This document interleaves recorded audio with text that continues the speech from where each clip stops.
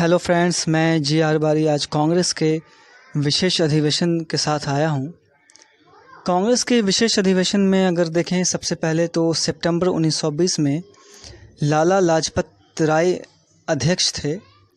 यह अधिवेशन कलकत्ता में हुआ था और इस अधिवेशन में असहयोग आंदोलन का प्रस्ताव पारित किया गया था। इसके बाद 1922 में जो अधिवेशन हुआ उसके अध्यक्ष थे चित्तरंजन दास और यह अधिवेशन गया बिहार के आज़ाद पार्क में हुआ था। इसके बाद एक अधिवेशन हुआ 1923 में जो कि दिल्ली में हुआ और इसके अध्यक्ष थे अबुल कलाम आज़ाद। सबसे कम उम्र के कांग्रेस अध्यक्ष थे। इनकी उम्र उस वक्त 35 वर्ष थी। इसके बाद आते हैं 1924 के अधिवेशन में। तो 1924 का अधिवेशन बेलगांव अधिवेशन के नाम से जाना जाता है और ये बेलगांव में हुआ था। इसके अध्यक्ष थे गांधी जी और गांधी जी ने कांग्रेस का यह एकमात्र ऐसा अधिवेशन था जिसमें गांधी जी ने अध्यक्षता की थी। और इसी अधिवेशन में यानी कि बेलगांव अधिवेशन में जो कि 1924 में हुआ था, कांग्रेस और मुस्लिम लीग दोनों अलग अलग हो गए थे।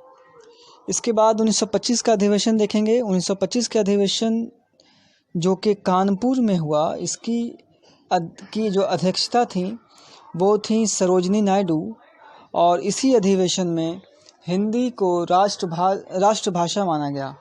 जी हाँ, 1925 के अधिवेशन में जो कि कानपुर में हुआ, इसकी अध्यक्षता सरोजिनी नायडू ने किया था और प्रथम भारतीय महिला अध्यक्ष हिंदी को राष्ट्रभाषा के रूप में इसी अधिवेशन में माना गया।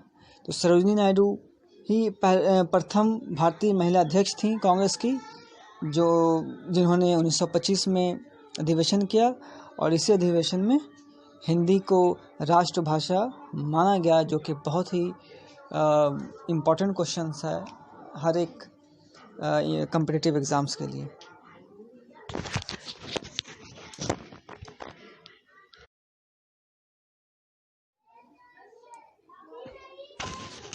उन्नीस 1928 में कांग्रेस का अधिवेशन हुआ कलकत्ता में।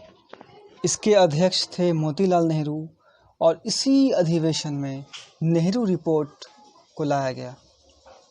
उसके बाद 1929 में लाहौर अधिवेशन हुआ जो रावी नदी के तट पर हुआ और इसके अध्यक्ष थे जवाहरलाल नेहरू और इस अधिवेशन में पूर्ण स्वराज की मांग की गई। इसके बाद 1930 में कांग्रेस का कोई भी अधिवेशन हुआ नहीं।